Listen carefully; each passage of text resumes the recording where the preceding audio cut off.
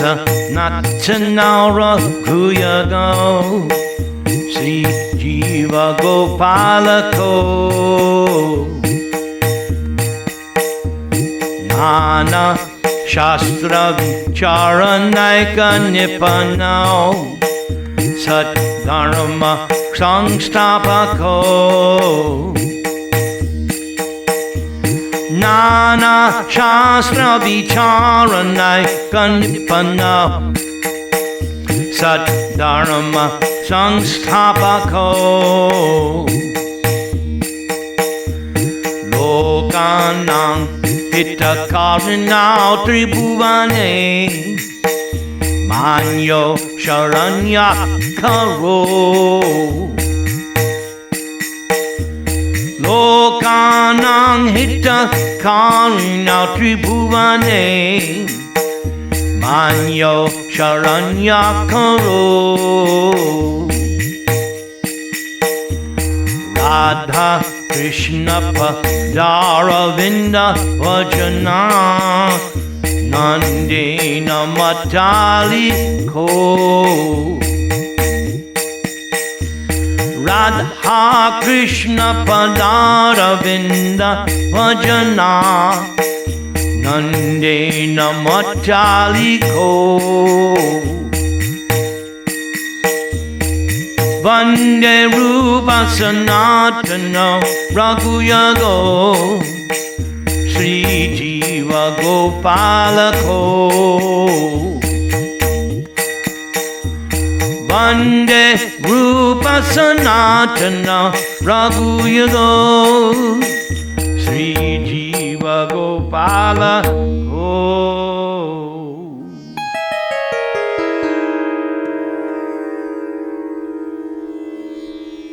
I offer my respectful obeisances unto the 6 Goswamis of Vrindavan, namely Sri Sanatan Goswami, Rupa Goswami, Raghunath Bhatta Goswami, Raghunath Das Goswami, Jiva Goswami, Gopal Bhatta Goswami, who are very expert in scrutinizingly studying all the revealed scriptures with the aim of establishing eternal religious principles for the benefit of all human beings.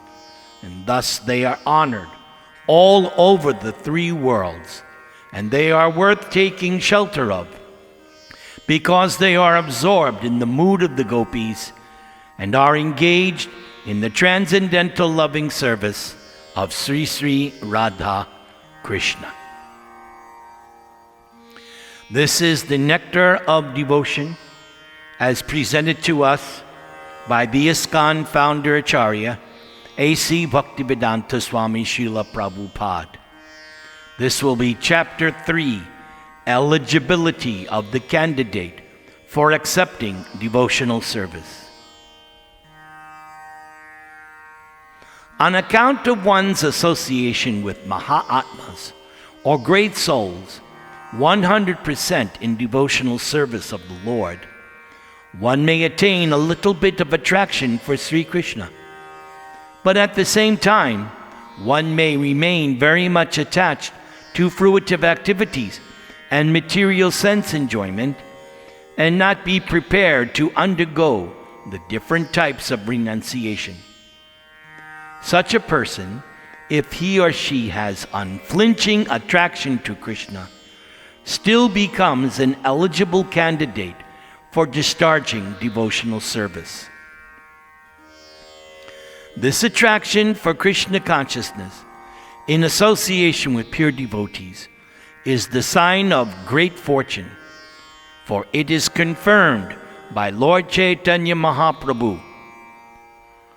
Brahmanda Brahmate Kona Bhagyavan Jeev Guru Krishna Prasade Bhai Bhakti Lata Bij. Only the fortunate persons, by the mercy of both a bona fide spiritual master and Krishna, will get the seed of devotional service.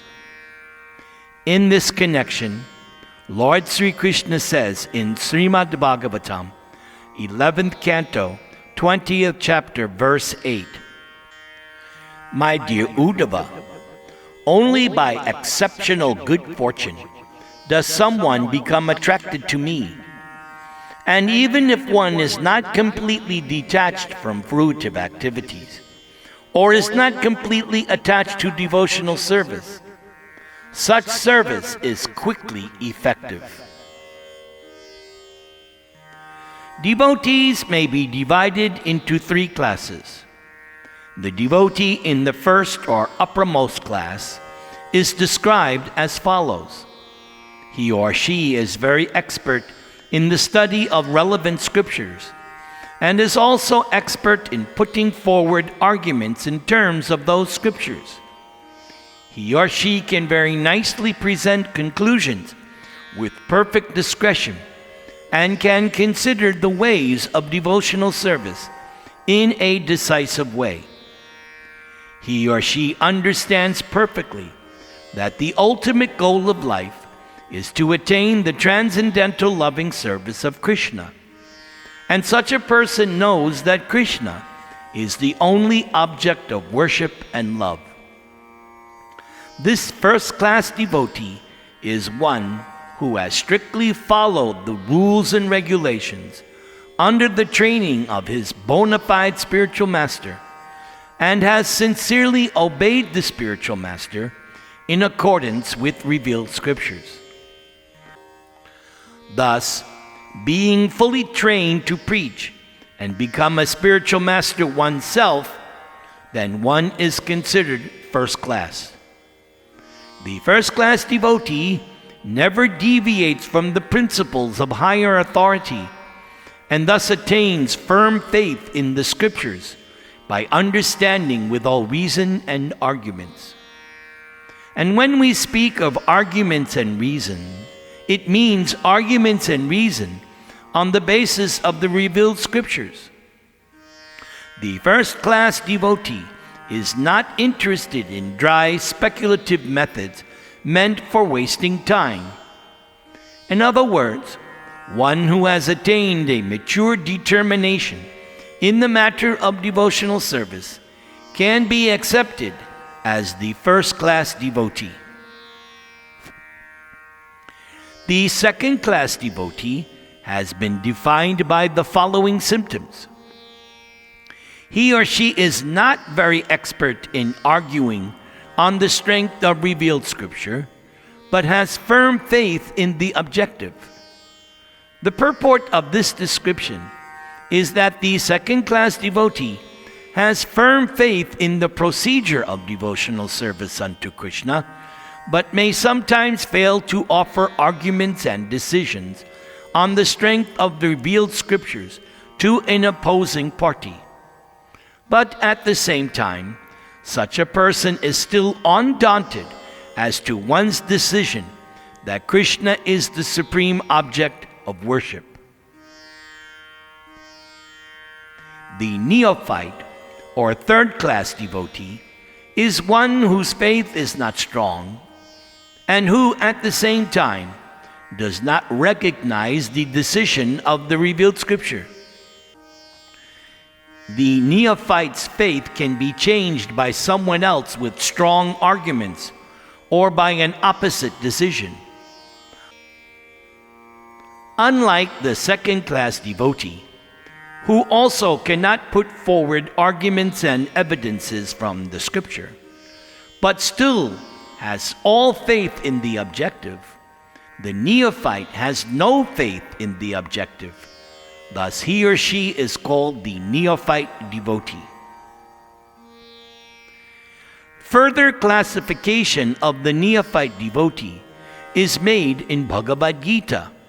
There it is stated, Chatur vidha bhajante mang, jana sukriti norjuna, arto jigyasur artarthi, gyani cha bharatarshava.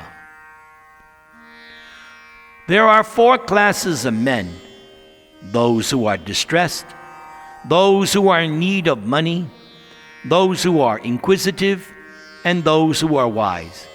And they begin devotional service and come to the Lord for relief in the matter of their respective self-satisfaction. They go into some place of worship and pray to God for mitigation of material distress, or for some economic development, or to satisfy their inquisitiveness. And a wise man who simply realizes the greatness of God is also counted among the neophytes.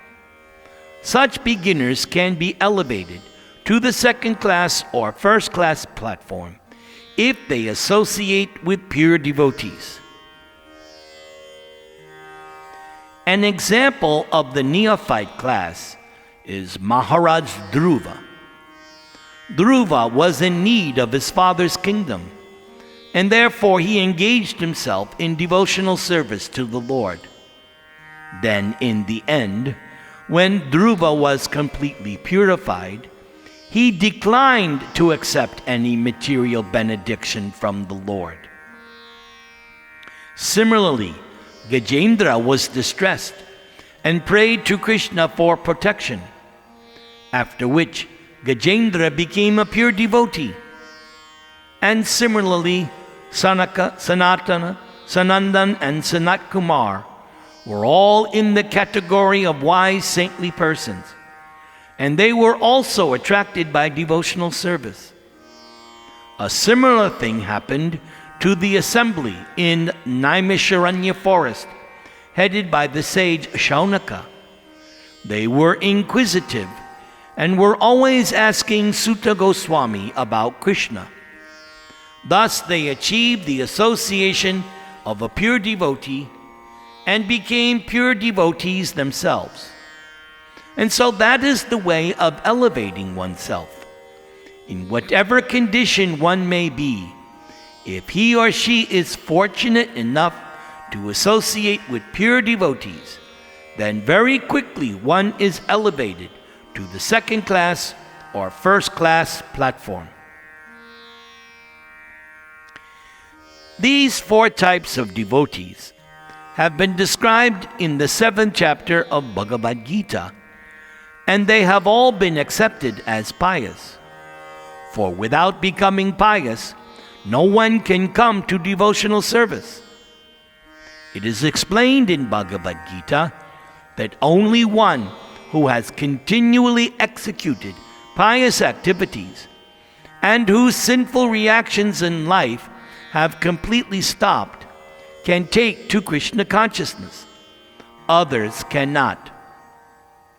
The neophyte devotees are classified into 4 groups: the distressed, those in need of money, the inquisitive, and the wise, according to their gradations of pious activities.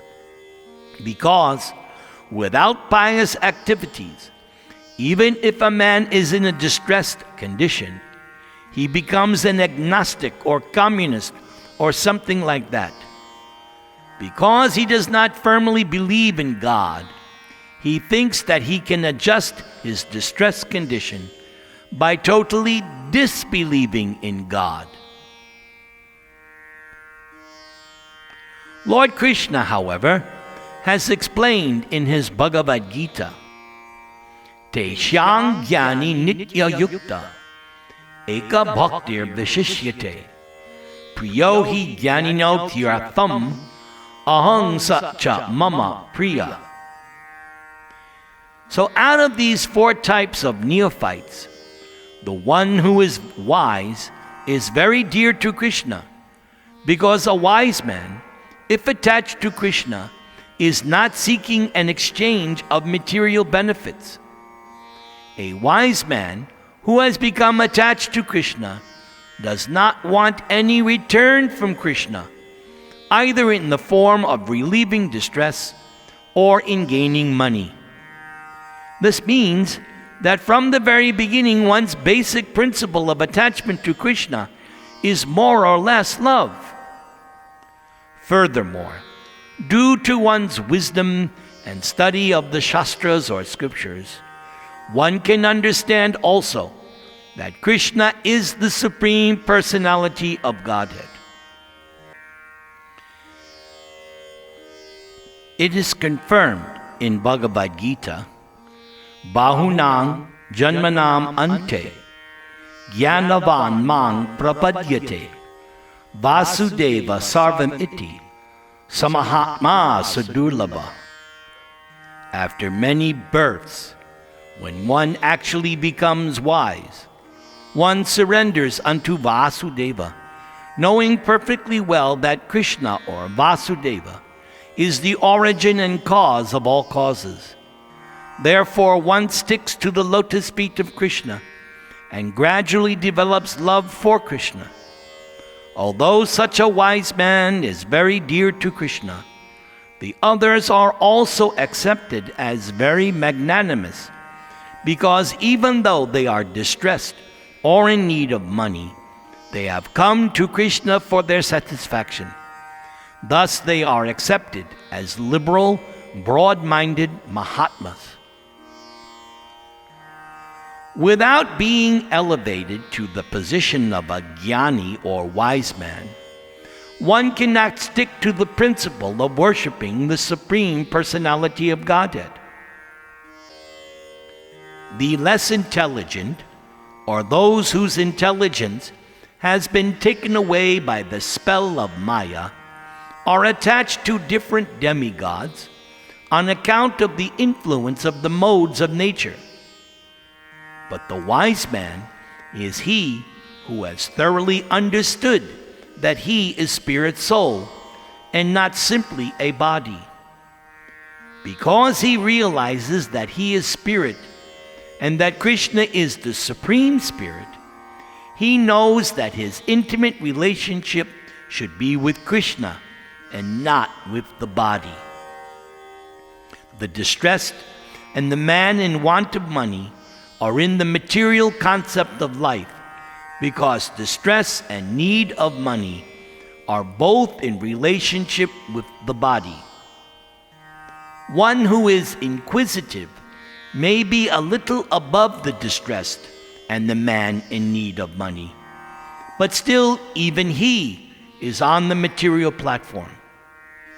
But a wise man who seeks Krishna knows perfectly well that he is spirit soul or Brahman, and that Krishna is the Supreme Spirit Soul or the Para Brahman. He knows that the Spirit Soul, being subordinate and finite, should always dovetail with the infinite and Supreme Soul, Krishna. That is the relationship of the wise man with Krishna. It can be thus concluded that a person who is freed from the bodily conception of life is an eligible candidate for pure devotional service. And it is also confirmed in Bhagavad Gita. Brahma bhuta prasanatma na shochati na kankshati samak sarveshu bhuteshu mad bhaktin labate param. So it is after Brahman realization, when one is freed from material anxieties and can see every living entity on an equal level, then he or she is eligible to enter into devotional service. As stated before, there are three kinds of happiness: material, spiritual, and devotional.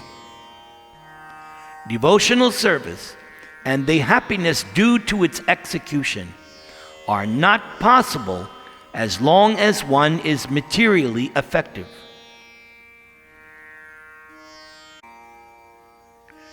Devotional service and the happiness due to its execution are not possible as long as one is materially affected.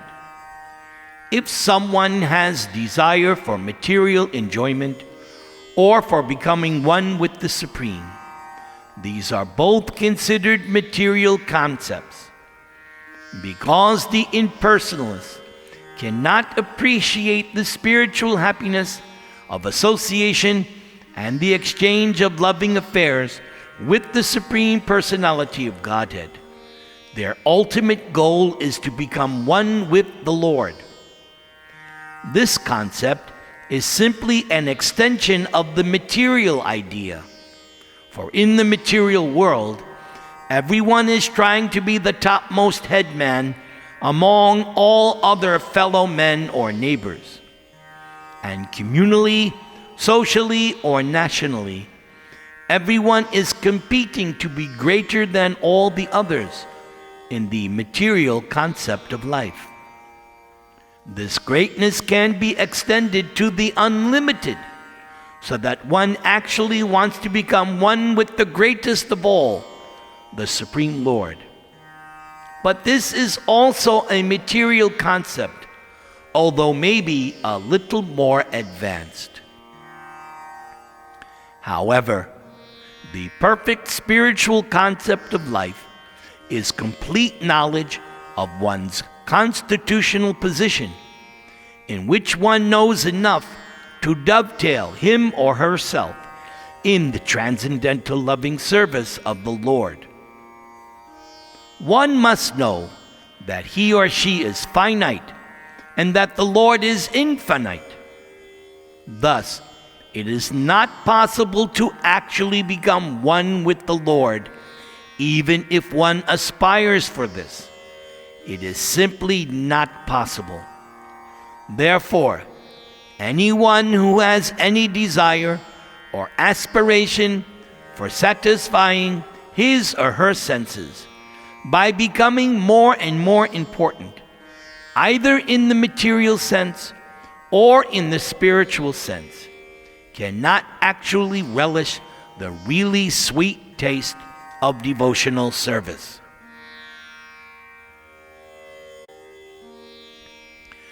Srila Rupa Goswami has therefore compared possessing bhukti, material, or mukti, liberation desires, with being influenced by the black art of a witch. In both cases, one is in trouble. Bhukti means material enjoyment, and mukti means to become freed from material anxiety and to become one with the Lord. These desires are compared to being haunted by ghosts and witches, because while these aspirations for material enjoyment or spiritual oneness with the Supreme remain, no one can relish the actual transcendental taste of devotional service. As it is, a pure devotee never cares for liberation. Lord Chaitanya Mahaprabhu himself prayed to Krishna, "Na dhanam, na janam, na sundari, kavitang va jagad isha kamaye, mama janmani janmanishware, bhavatad bhaktir ahoituki twayi." O my dear son of Nanda Krishna, I do not want any material happiness in the shape of many followers, nor immense opulence in wealth, nor any beautiful wife, nor do I want cessation of material existence. I may take birth many times, one after another, but what I pray from you is that my devotion unto you may always remain unflinching. The attention of a pure devotee is so much attracted to glorification of the Lord's pastimes, name, qualities, form, etc., that the devotee does not care for mukti. Srila Bilvamangala Thakur has said, "Bhaktistvai stiratara bhagavan yadi syad, daivena na falati divya kishora murti, mukti swayam mukulitanjali sevate sman, dharmartha kama gataya samaya pratiksha." If I am engaged in devotional service unto you, my dear Lord, then very easily I can perceive your presence everywhere. And as far as liberation is concerned, I think liberation stands at my door with folded hands, waiting to serve me. To pure devotees, therefore, liberation and spiritual emancipation are not very important things. In this connection, in the third canto of Srimad Bhagavatam, chapter 25, verses 35 through 37, Lord Kapila has advised his mother Devahuti as follows.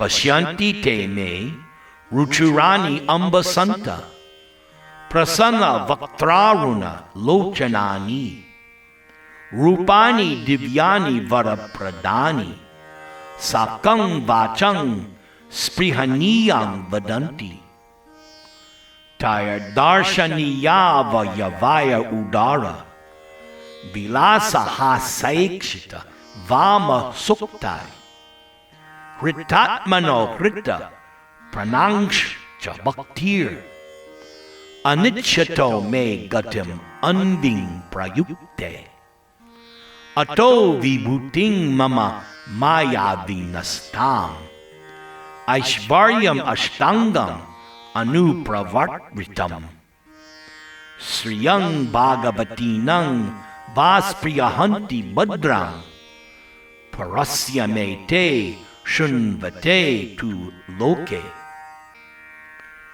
My dear mother, my pure devotees are charmed by seeing my different forms, the beauty of my face, the structure of my body so enchanting, my laughing, my pastimes, and my glance appear to them so beautiful that their minds are always absorbed in thoughts of me, and their lives are dedicated fully unto me. Although such people do not desire any kind of liberation or any kind of material happiness, still I give them a place among my associates in my supreme abode. This evidence from Srimad Bhagavatam gives assurance to the pure devotee of being elevated to the association with the Supreme Personality of Godhead. Srila Rupa Goswami remarks in this connection that one who is actually attracted by the beauty of the lotus feet of Sri Krishna or Krishna's service, and whose heart by such attraction is always full with transcendental bliss, will naturally never aspire after the liberation which is so valuable to the impersonalist. A similar passage is also there in the third canto, fourth chapter, verse 15 of the same book, wherein Uddhava addresses Lord Krishna. Kong visha te pada Saroja bhajang sudurlabho teshu charteshu apiha tatapi nahang pravrinomi bhuman bhavat padamboja nishevanatsuka.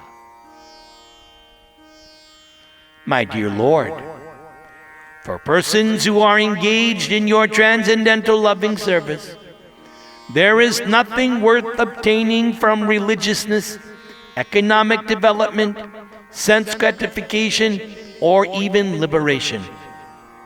Although happiness from these different sources can be very easily had by them. But in spite of such facilities, my dear Lord, I do not aspire to achieve any such results. For my only prayer is that I may have unflinching faith and devotion unto your lotus feet. A similar passage appears in the third canto, 25th chapter, verse 34, wherein Kapila Dev instructs his mother, Naikat matang me sprihayanti kechin. Matpada seva birata mad iha. Yenyongyato bhagavata prasajja. Sabhajayante mama parushani. O my dear mother, devotees whose hearts are always filled in the service of my lotus feet, and who are prepared to do anything for my satisfaction, especially those fortunate devotees who assemble together to understand my qualities, pastimes, and form, and thus glorify me congregationally, and derive transcendental pleasure therefrom. Such devotees never desired to become one with me. And what to speak of becoming one with me?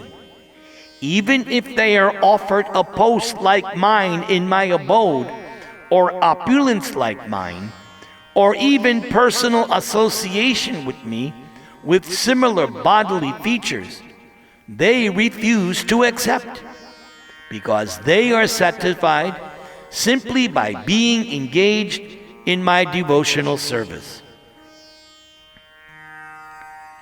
In Srimad Bhagavatam, 4th canto, 9th chapter, verse 10, King Dhruva says, Ya nivritis tanubritang tabapada padma, dhyanad bhavajjana kata sravanena vasyat.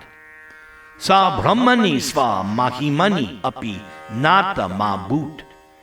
King tu antakasi lulitat patang vimanat. My dear Lord, the transcendental pleasure derived by meditation upon your lotus feet, which is enjoyed by the pure devotees, cannot be approached by the transcendental pleasure derived by the impersonalists through self-realization. So how can the fruitive workers, who at most can aspire to promotion to the heavenly planets, understand you? And how can they be described as enjoying a happiness similar to that of the devotee's happiness?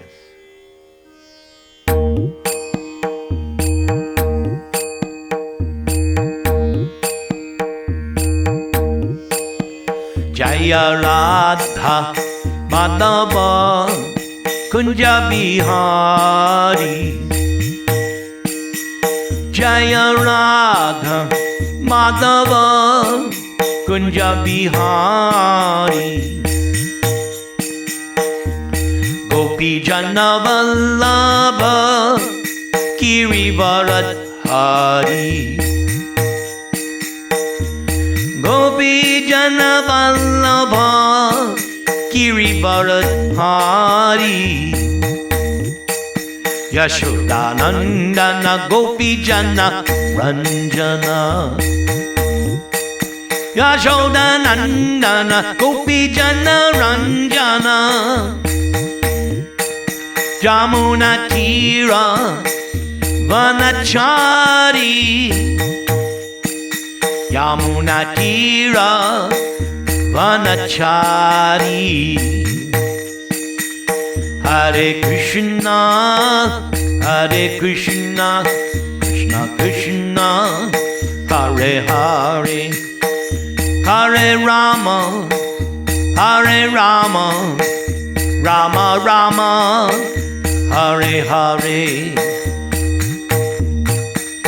Hare Krishna, Hare Krishna, Krishna Krishna, Hare Hare,